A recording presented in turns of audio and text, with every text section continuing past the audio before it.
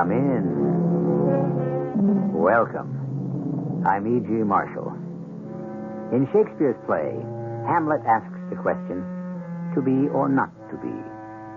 For hundreds of years, thinking men have tried to define precisely what we mean by those words, to be or not to be. Because there are times when the line between being and not being, the distinction between what some of us call life and death, is such a thin line that it is difficult to say whether at some particular point a human being actually is or is not. Our mystery drama, One of the Missing, was especially adapted from the Ambrose Bierce classic For the Mystery Theater by Stella and Arnold Moss. It stars Christopher Tabori. It is sponsored in part by Buick Motor Division and True Value Hardware Stores. I'll be back shortly with Act One.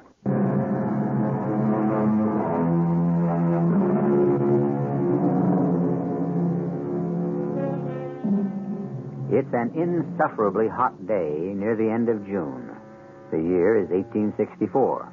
The place, northern Georgia, in the shadow of an 1,800-foot elevation called Kennesaw Mountain. The Confederate Army has stopped here in retreat from the advancing troops of the Union General William Tecumseh Sherman. In his tent, a Union captain speaks. Private Searing? Sir. And you are Private Daniel Ransom? Yes, sir, I am. You know our position, Searing?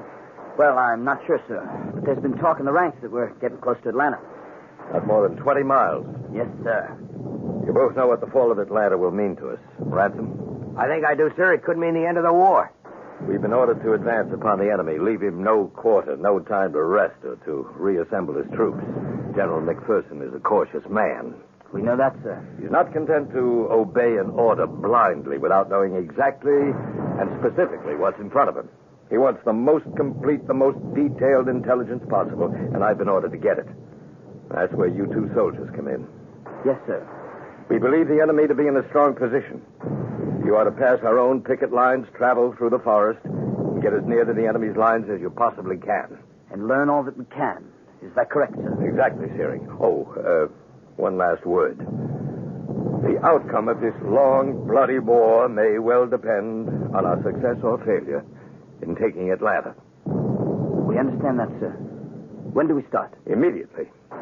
If you accomplish this mission this day, the 30th day of June, 1864, may well go down as one of the most important dates in the history of our country. Good luck to you both. In no time at all, Ransom and I were creeping stealthily forward on our hands and knees, past our own men in blue on picket duty, lying in groups of 2 and 4 behind little banks of red earth. Dan, it's got so quiet and peaceful. All of a sudden, Jerry. How do you explain it? Got no idea. How much further do you figure we have to go? No way of telling yet. Why? I don't know. Maybe I'm a little afraid. I don't think I'm quite ready to die. Not just yet. Oh, now, you've never been afraid of anything in your whole life. Any more than I have. Hey, but this is different. Why is it all so quiet? Just keep your eyes and ears open. Look for everything. Listen for everything. And take your time. Yeah. It's slow going. Oh, we'll get there. Hey, wait a minute. Flatten yourself down. Low as you can get. And don't move. What is it? What do you see? What do you hear? Take a look through that narrow opening in the bushes. And you tell me. Tell me what you see, Dan. A little mound of yellow clay. Not more than 10 feet from here. You know what it is, don't you? Of course. It's one of their rifle pits. Where are the men? Be careful, Jerry. Don't worry. Jerry, what are you doing? Look over there, Dan. 2 boys in gray, sitting with their backs leaning against that sycamore tree. What do we do? We'll capture them, Dan. You and I capture them. You're fast asleep. The captain never counted on this. Information from 2 prisoners of war. You cover the one on the left. I'll cover the other one. All right. Oh, Johnny Reb. The war's going to be over for you. On your feet. Hands over your head. They don't hear you. Get up off your bottoms before I... What is it? They're not asleep, Dan. They're dead. Come on, let's get moving. Hey, you'll get your head blown off. Keep down. There may be some live ones about. Are you coming? Dan. Hey, Dan, look at this rifle pit. Nobody. There's been nobody in this pit for the last couple of hours. But same's true for that pit over here. And this one. No, Dan. It's just the two of us. Where do you suppose they've gone? I'm not sure. But I'll tell you one thing. We're damn well going to find out.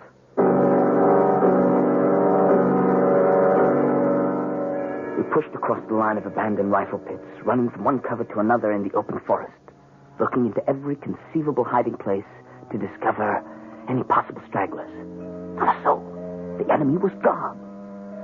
After a while, we came to the edge of a plantation. One of those forlorn, deserted homesteads, upgrown by now with brambles, ugly broken fences, and desolate with blank openings, where there once were doors and windows. Hey, watch your step, Dan. You can't tell what might be in there. Could be a trap. No, I don't think so. We're not going to take any chances. How long do you figure we've been out? Well, not as long as it feels. We can't have come too far. We're still alive. Dan, look over there. A little building? What is it? Oh, what was it? Looks like a single room sitting on top of 4 high posts. Yeah, about 10 feet off of the ground. What do you say we take a look? Be a fine place to get a good peek at the country from all angles. And maybe find out the direction they took when they withdrew. Keep your rifle steady, just in case.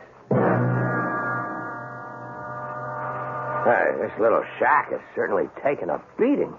It's hardly more than a roof on stilts. Most of the flooring has fallen away. The joists, the planks, just rotting away. Looks as if the whole thing would go down at the touch of a finger. If we move slowly, I think we can get to the top there without anything happening. I think it will bear our weight. Careful now, Jerry. Here we go. Come on. Give me a hand, Dan. There we are. You all right? Fine. Here, take my field glasses. That's quite a view from up. No. Dan, will you take a look at that? Where? That way. They can't be more than half a mile away. There must be thousands of them on that narrow road. It's their rear guard covering their retreat. See how their gun barrels gleam in the morning sunlight? They're heading south, towards that river. That could be the next stand. Well, we'd better get back to our command as fast as we can and report what we found. Oh, wait a minute. I was just thinking. That's a temptation, a real big temptation. What are you talking about? You remember Missionary Ridge? I wasn't there. The Confederate lines were extended all the way from the ridge, straight across the whole Chattanooga Valley, all the way to Lookout Mountain. Just the way they are down there. Jerry, we've got to get back. Long great columns of Confederates slogging down the other side of that mountain road, almost exactly the way they're toiling up this one. And there was this heavy gun of theirs. On top of the mountain? It had been throwing charge after charge of grape at us. When we got to it, the cannon was still hot. Ammunition, right behind it. Jerry, that's all very well, but... I looked into that round, brazen ring of its muzzle, and I knew what I had to do. One last parting shot at them. A peck of iron from their own gun as they swarmed down the mountainside like so many ants. And did you? Just as I'm about to do right now. Oh, you should have seen them scatter. Doesn't the sight of those Rebs tempt you, Danny? To do what? All I have to do is take this beautiful Springfield rifle of mine, put it to my shoulder like this. Jerry, what are you doing? With this old globe sight and this hair trigger, all I have to do is take careful aim, press the trigger ever so gently. Ever so gently. Jerry, put that down. You'll have the whole enemy army down on the two of us. Easiest thing in the world to send an ounce and a quarter of lead hissing right through into their midst. Are you out of your mind, Jerry? Put that gun down. It's the business of a soldier to kill. Not now, Jerry. We've got to get back. It also becomes a soldier's habit to kill. What is the matter with you, Jerry? Just one little shot. Jerry, you have gone crazy. One little shot. Jerry, put down that gun. I won't miss. I just draw back the hammer like this. Jerry, don't do it. I set the trigger, aim into the sight carefully like this, and I bring my finger ever so slowly to the hair trigger, and...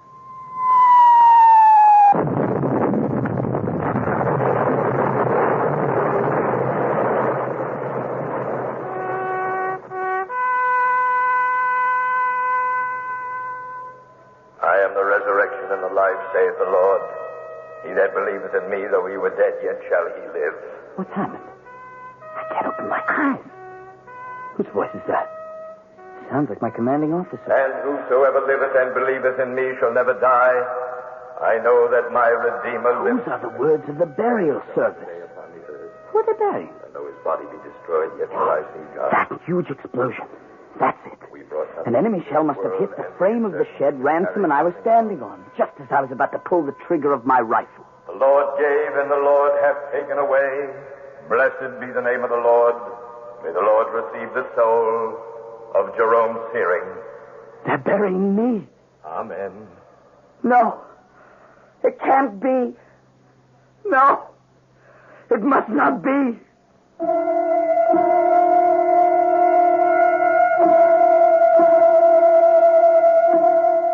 Someone once called life a means to an end that sooner or later catches up with all of us. Someone else compared life to a cup of tea. The more deeply we drink of it, the more quickly we reach the dregs. For Private Jerome Searing, the question has become, is the cup still full? Is he still alive? Or by an accident of fate, has he been forced to drain the cup to the very bottom? I shall return shortly with Act Two.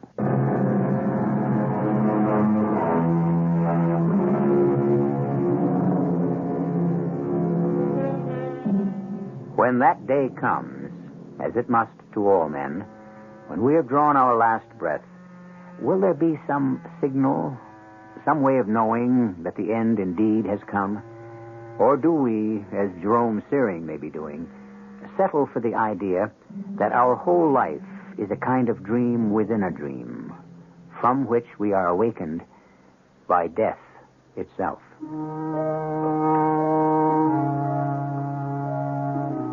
I finally managed to open my eyes. I saw a patch of gray sky rising from a fringe on top of the trees.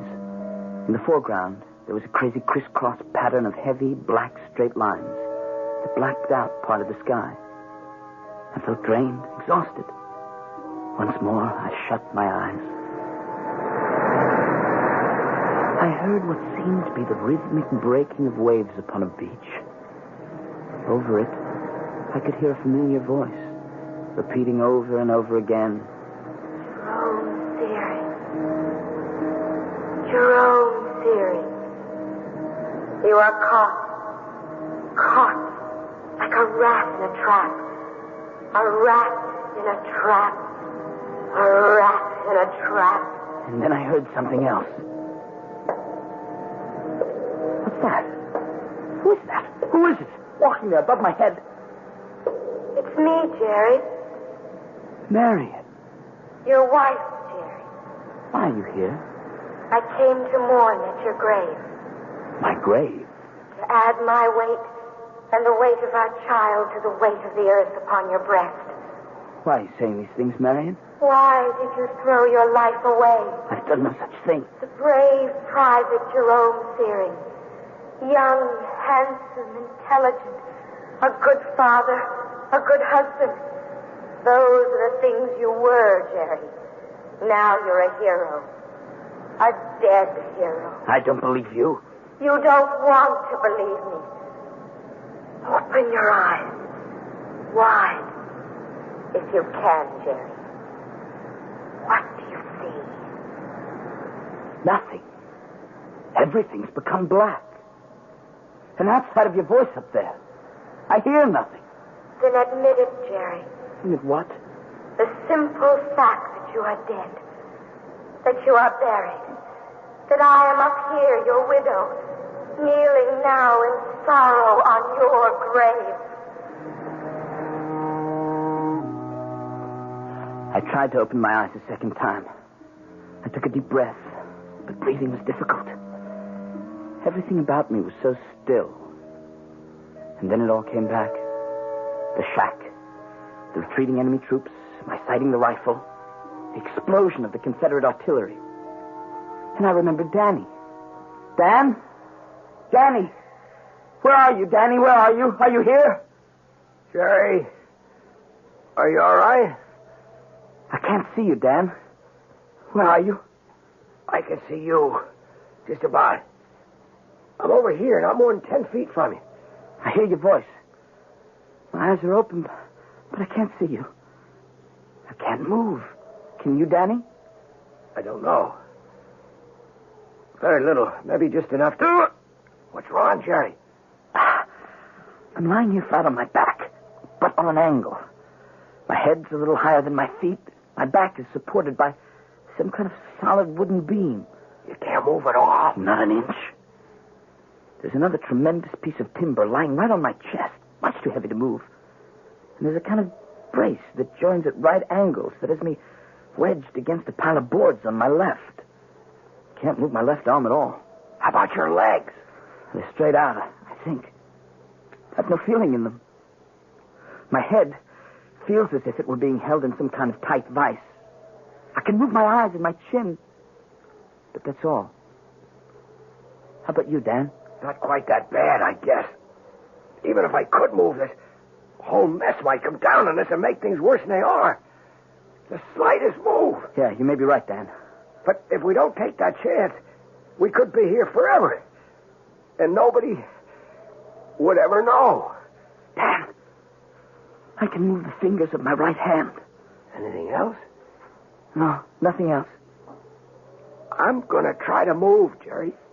I've got a little support here at my back. I may be able to loosen my right leg. Be careful, Dan. I might just be able to push myself. Oh, watch it, Danny. Oh, there. I got my hand free. Oh, gee, I'm sorry, Jerry. You all right? Yeah, I'm fine. You? Well, the dirt and the rubble are up to my chin now. Well, one thing is for sure. We can't just lie here like a couple of corpses. We've got to get out and report to headquarters. What'd you just say, Dan? They'll be expecting us. Headquarters will be waiting for us. No, before that. You said we can't just lie here like a couple of corpses. Well, can we? Answer me, Jerry. Can we?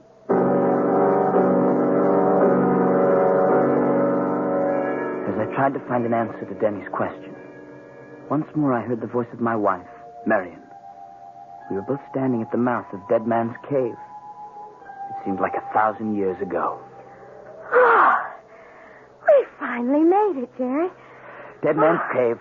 What a climb. I was sure once we made it past Ghost Rock, the rest would be easy. Now, as soon as we catch our breath, we'll have a look inside. And we're going to find out why they say it's haunted. Let's rest a little first. Oh, Jerry, darling. You know there's going to be a war. It looks that way. Promise me one thing. If I can. Wait until your time comes. Don't volunteer. Let's have as much time together as we can before you feel you have to go. I can't promise that. Why not? Oh, please, Jerry. Because I've already volunteered yesterday. Oh, Jerry, you don't have the remotest idea of the meaning of the word fear, do you? Jerry! Those shots are coming from inside Dead Man's Cave. Who's in there? Whoever you are, come out of there. I'm going in to see. Wait, Jerry. Look up at the mouth of the cave. What is that? A huge ring of black metal is forming a circle around the entrance. Let's get out of here. It's like looking into the muzzle of a giant rifle. Who are you in there? Answer me. You answer me. Private Jerome Searing, you are caught, like a rat in a trap, like a rat in a trap.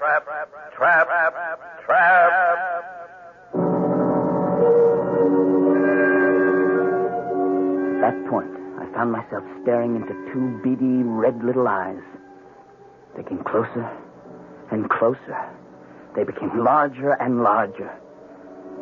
I was staring into the eyes of an oversized rat that must have lived in the shed where we were standing on before it collapsed. Get away. You've no business here. The creature scampered away. We're alive, all right. Why we should be, I hardly know after practically the whole world fell down on us. We're alive, no question about it. What makes you so sure? Well, you hear me, don't you? Yeah, I hear you. The dead have no voices, Jerry. I'm alive, and you're alive. And we've got to find some way to get out of here. Are you in pain? There may be something wrong with my right hand. There's a sharp, smarting pain there. Can you move your fingers? Try to work them. They feel wet and slippery. I can't see the hand, but I know the sensation. It's running blood. I must have ripped it on a piece of metal where the shed collapsed. How long do you think we've been in here, Dan? I haven't any idea.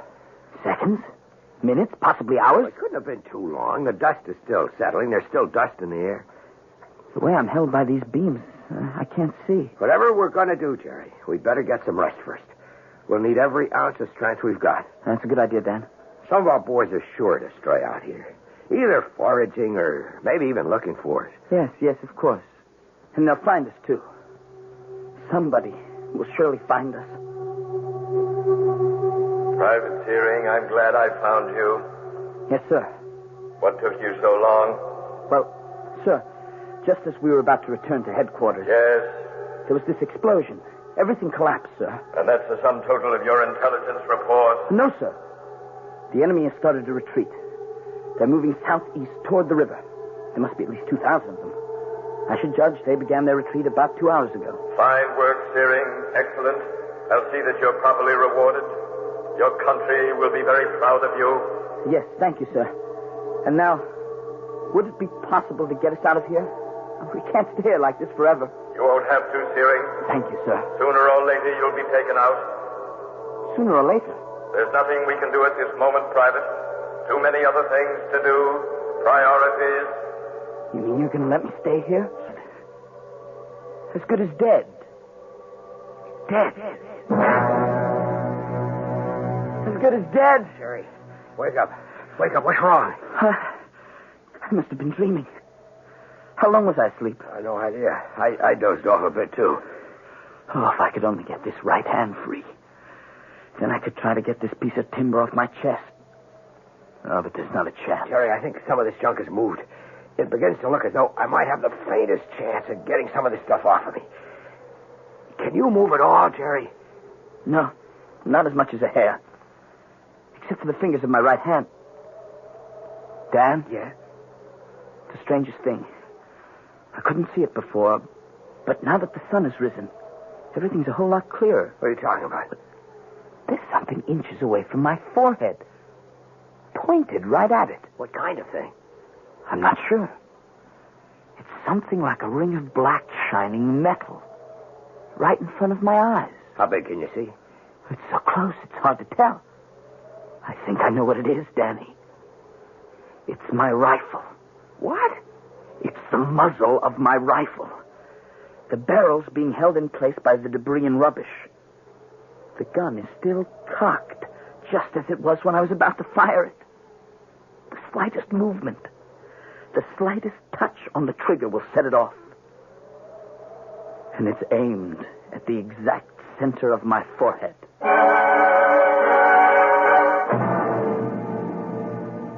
Do you remember the story of the ancient Greek Damocles, who was invited to a sumptuous banquet? As he dined, without a care in the world, he happened to look up above his head to discover a sharp-edged sword dangling by a single hair directly over his head. His host had placed it there to impress Damocles with the dangerous nature of life itself. Private Jerome Searing finds that his life is hanging by the same sort of fragile thread. The outcome? I'll return shortly with Act 3.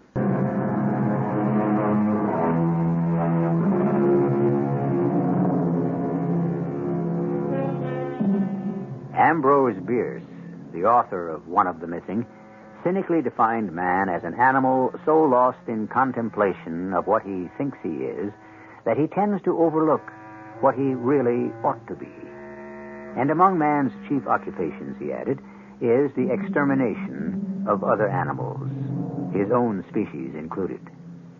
With his loaded rifle pointed at his head, unable to move, and having lost all sense of the passing of time, Private Jerome Searing's chief occupation is to find some way of preventing his accidental extermination by his own hand.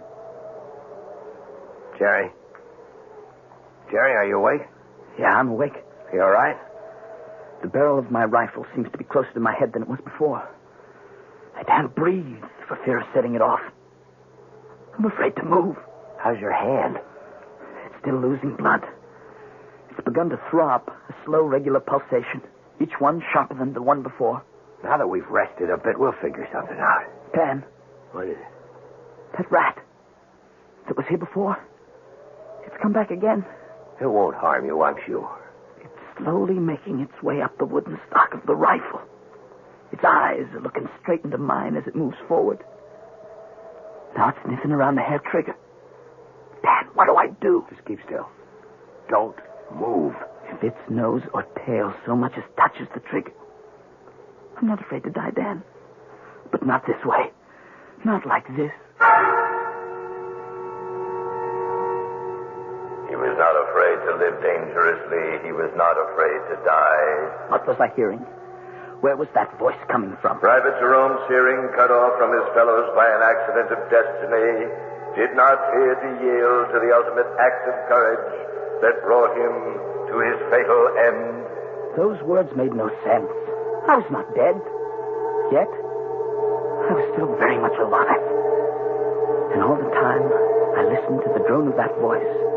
I kept my eyes glued onto that loathsome little animal that was sniffing its slow way up along the rifle stock. A flick of its tail, and I'd be gone. Then suddenly it stopped, turned around, scampered off. With the free fingers of my torn and bleeding hand, moving nothing else but my eyes, I groped for whatever might be in reach. Dan, something's happened. What is it? My fingers have touched a strip of board, a building lath of some kind. I can just barely touch it. Where is it, Jerry? Right alongside my body. I can just bend my elbow as much as an inch. I think I might be able to get hold of it with the tips of my fingers. Well, if you can do that. Then I might be able to work it upward. That's to say backward, toward me. Far enough to lift the end of it and try to push the rifle away from my head. Try, Jerry. You've got to try. If the worst happens, and I can't push the gun away, if it's wedged too tightly into the ground, I can always try to touch the strip of board to the trigger itself. What kind of solution is that? It may be the only one that's left, Danny. My fingers reached out for the length of wood. Slowly, the real world began to come into focus once again. Here in this confusion of timber and boards, this was the sole universe. The only thing that was. Here was immortality in time. Forever and ever. Jerry, something's happened over here. What?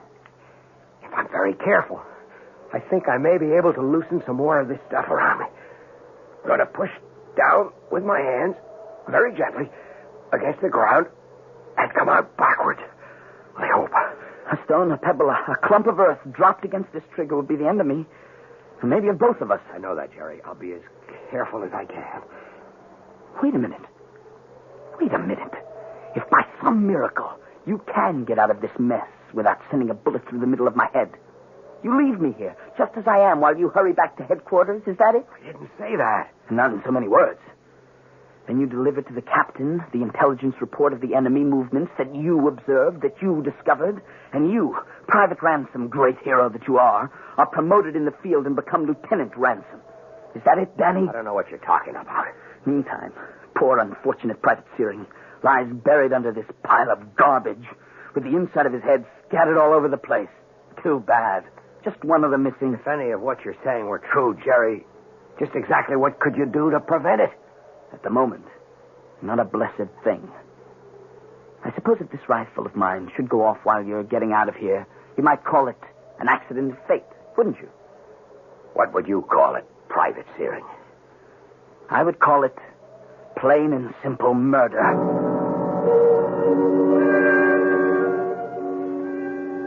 For a moment in time, there was nothing. I must have blacked out. Soon I found myself trembling in every fiber of my body, drenched in my own sweat. Dan? Danny? There was no answer. Of course. Danny had managed to escape. Well, hadn't he? And a terrifying thought gripped my mind. Who was I calling? Danny? Danny Ransom? In a flash of clarity, it came to me. I had never in my life even known a Danny Ransom. How could he answer me? There is no Danny. There never was a Danny. Danny was a creation of my own fevered imagination. From the very beginning, I was sent out on this mission alone.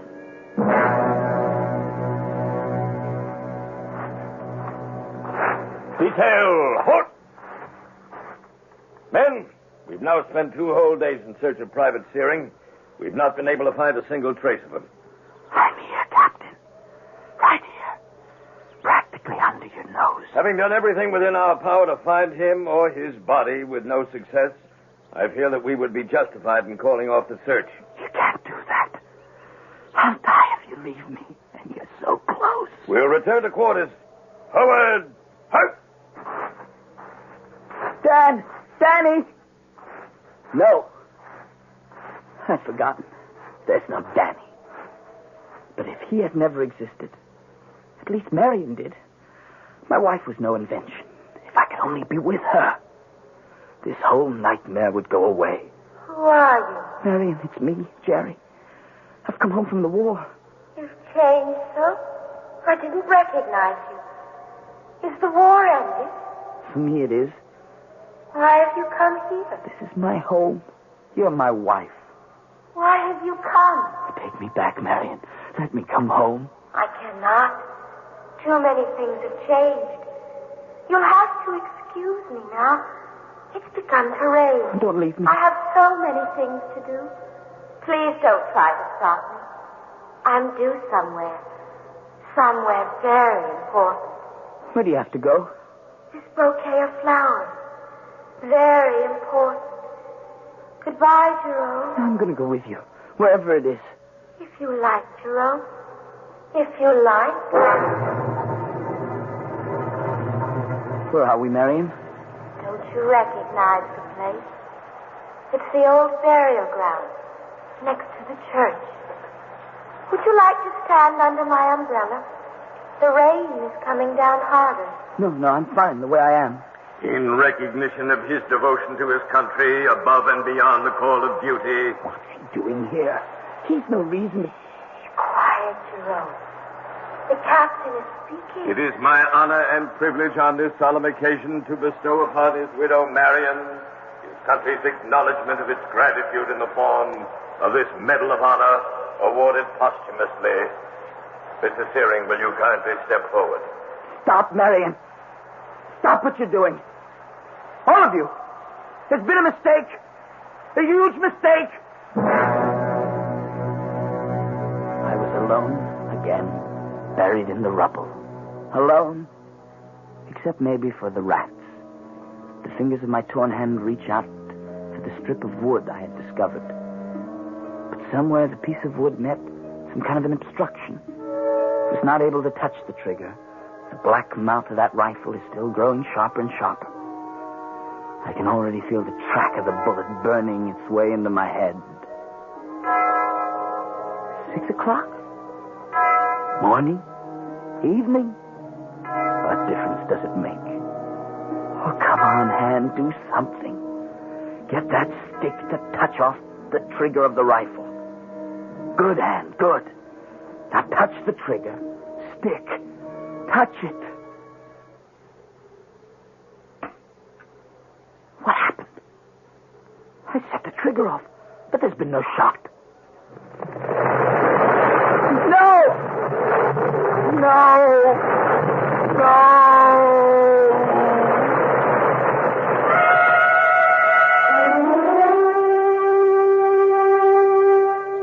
Sergeant?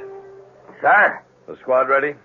Yes, Captain. This will be our final attempt to locate Private Searing. Alive, if he's still alive, or dead. I understand, sir. Now, let me see now. It's exactly 1 minute past 6 a.m. Note that, won't you, for the report? And the date is... 6th of July, Captain. 6th of July. I sent him out on the 30th. He's been gone a week. Well, the chances of finding him alive... Now, what was that? Look through your field glasses, Sergeant. Over in that direction. Now, what do you see? That old shack we've had under observation. The dust is still rising. Must have just collapsed. That was the noise we heard. We have no shots.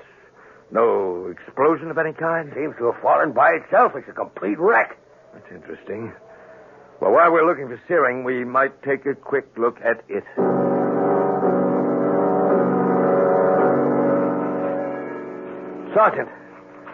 Sergeant, will you come here, please? Look there. Is that him? I almost didn't recognize him. He's so covered with dust. I've seen a good many dead men, none ever with a face of that color. Oh, the cheeks are falling in, the temples are sunken. Look at the mouth, the upper lip pulled back, showing his clenched teeth. Here, give me a hand here. Let's try to get him out. Here we go. Yeah, that was easier than I thought it would be. The body outside of the right hand seems to be in excellent shape.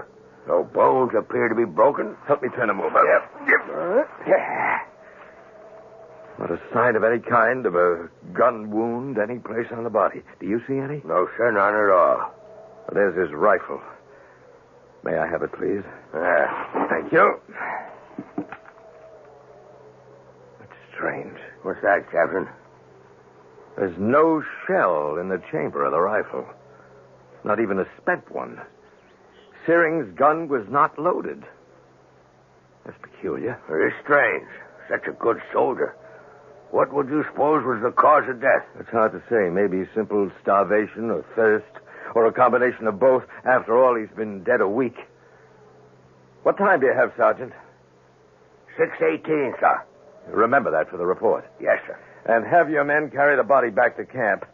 We'll give this soldier a burial befitting one of the bravest men our country will ever know.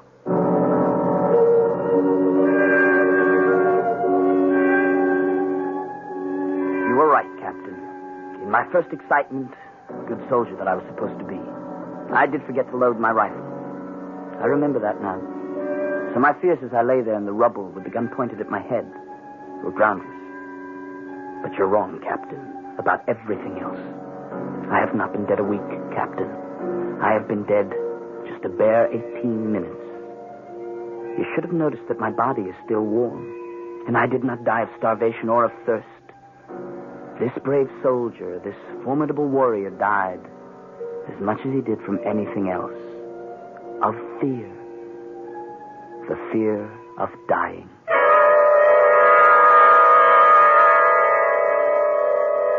We know that the feeling of love and the feeling of hatred are very often confused. That the line that separates our feelings of love and hatred can be a very thin one. By the same token, the distinction between fear and courage can be equally narrow. When we think a person is motivated by the noblest kind of courage and bravery, it might just be possible that the driving factor is nothing more than fear, as in the case of Private Jerome Searing.